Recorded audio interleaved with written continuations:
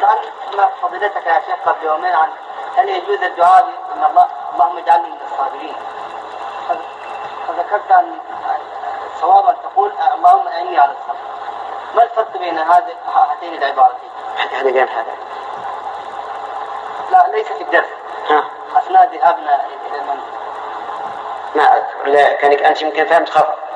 إما أنك سألت سؤال وأجبتك عليه وفهمت هذا. اللهم اجعلني من الصابرين القانتين الآمرين بالمعروف والنهي عن المنكر اصبروا أن الله مع الصابرين. يا مدثر فهم الجواب اليوم.